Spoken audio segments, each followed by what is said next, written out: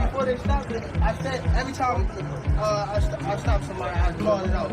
Every time. This isn't just another boxing rivalry. In fact, before I stop, they stop it.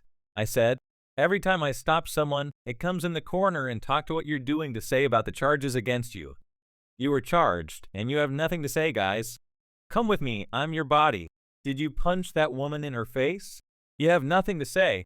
Tank Gervonta outside that courthouse, things took a wild turn, and Davis, fresh out of court following a federal raid, is now making headlines for a shocking punch. However, it's not just anyone who gets hit. It's Calvin Ford, his former coach, who has always supported him. You won't believe what happened. Alright, boxing fans, today we're taking you into the center of one of the most shocking and explosive stories in boxing. Jandy Tank Davis, the invincible power just days after a federal raid on his home turned up illicit materials, the Knockout King is making headlines again, but this time it's far more dramatic and real than his fame in the ring. Tank's life is falling apart, and in a shocking turn of events, he recently got into his first altercation with his own trainer and mentor, Calvin Ford, outside of court. You're right, I treat him like a F figure to many of my guys because all I did was care about the fighters. So how did things get out of hand so quickly? What did the feds actually discover in Gervonta's home? And why did he turn against the man who helped him become the champion he is today? Fasten your seatbelts because we're going to delve deeply into this bizarre tale. The tank is being torn apart. I'm at my house, Davis, and I'm asking you to ask who's in the car. She took my car, and she's right here with my child's mother. Oh, all right, car. Does she have any weapons? No, all right. Just put down your phone for the moment, sir. What's your name, Gervonta Javant? Let's go back to the event that started this whole roller coaster. The federal raid was a planned strike by law enforcement agencies as part of a larger investigation into Tank's personal life and connections. Armed with a warrant, they broke into Tank's home and allegedly discovered more than a few hidden secrets. We're talking about illegal drugs and firearms. Not just any firearms, but reportedly unregistered ones. Music, obtained now Tank, is renowned for his harsh, no-nonsense demeanor, and we have witnessed him dismiss scandals in the past, but this was unprecedented. This kind of pressure might ruin any fighter's career, but for Tank, it was more than just the accusations and the legal problems. The raid started a series of events that put Jordan's entire life and career in jeopardy. What does Calvin Ford mean to you when you state that he hears that name?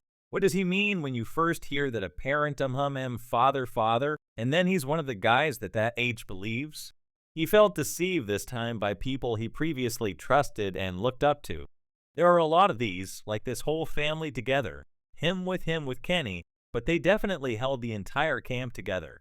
Without him, would you say that? No, I probably wouldn't be him, just because I was getting that love I get at home when I arrived at the gym, so I was always thinking about Calvin. As soon as I entered the gym, Calvin told me he had come to the gym and that I was looking for him. You're sleeping outside in front of the gym, in front of the door. Yes, I used to run from school to the gym immediately after school. Don't tell my grandmother or anything. With everything going on, Tank's mental health was already in a precarious state. So when he appeared in court to answer to the charges from the federal raid, his emotions were running high. Imagine entering a courtroom not only as a champion, but also as a defendant, carrying the weight of the accusations, the potential repercussions, and that intense sense of betrayal. However, Tank wasn't alone. Calvin Ford was standing next to him. Ford was the father figure and coach who molded Tank into the beast he is today. However, today things changed. Recall that Calvin used to fuss at the guys who were coming up with me, and they were out in the streets a lot. He told them things like, you can't have 1 foot in and 1 foot out. You got to be like all the way in it. According to witnesses outside the courtroom, things got tense. According to reports, Tank began yelling and pacing like a lion about the charge. Calvin Ford tried to calm him down, but Tank refused to listen, and in a flash, Tank's fist struck Calvin's face. Fighters then moved to that corner, and you need to have an answer or at least have someone you can trust to give you the answers because this wasn't just any slap. Tank caught Ford with the same terrifying left hook that knocked out Frank Martin. Oh, left up down goes Mar, May 6, 7. It's Tank.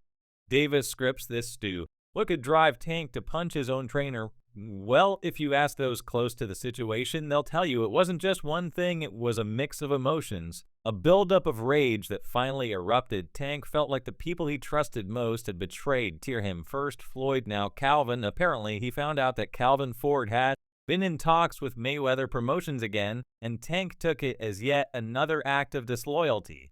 Another thing I want to touch on is the Floyd situation. You know, Floyd is Floyd. That's like I say, Tank is Tank Man. But at the end of the day, you know, the man is chasing greatness, and you should be supporting that. I always tell you that you should be supporting that, you know, it's a rocket rad that we sang was what's going on. Just pay attention, man. The story is going to be built there, as you know, but again, that's how you burn bridges. As somebody said, they say the true colors of a person that's coming out, man. They can't stand it, you know. Come as it e. I don't like using that word come, you know, but our Lord knows he knows to Tank. It must have felt like Calvin was choosing Floyd's side, going behind his back when Tank needed support the most. And for a guy like Tank, loyalty is everything. So seeing Calvin, his supposed father figure, potentially playing both sides, it's like the ultimate betrayal. Rumors started flying about how Floyd was constantly trying to put his influence over Tank's decisions, and Calvin wasn't vibing with that. Calvin wanted to be the one guiding Tank, while Floyd wanted to manage every move like he was still the one in the ring. Tank got frustrated with Floyd's constant interference, especially as Floyd was pushing for more control over the direction of his career. But Calvin, he tried to stay loyal to both sides, keeping things cool. Little did he know, though, that trying to play the peacekeeper would come back to bite him. So we talk about Tank in the business. Now there's talk that he could be leaving Mayweather Promotion. He said he was to Brian Custer that, you know, this is his last fight. Everybody missing. He's leaving. It's business. Right, for sure. If it's good business, we going to do what business we're not.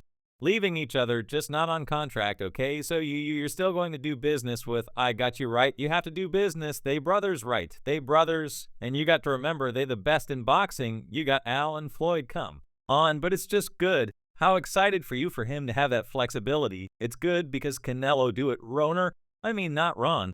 Garcia did it. It's been done right. It's been done. You know what I'm saying? The aftermath of that punch is already critics and fans of making waves are split.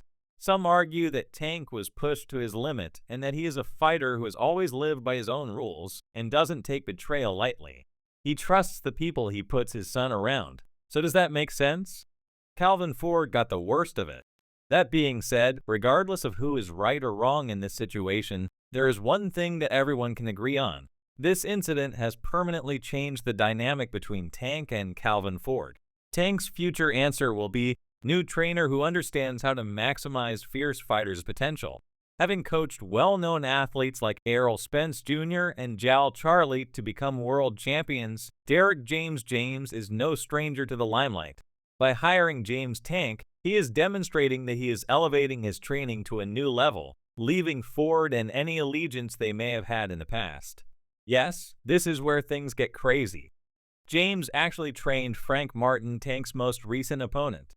Derek James has been watching Tank for some time and is aware of his fighting style, but rather than attempting to stop Tank, he has been asked to prepare him for his upcoming bout with Lamont Roach. You guys must see these dudes, man. He was a Golden Gloves champion from Indianapolis. Yes, exactly. Yes, that's correct. National Golden Glove champion, yeah, man.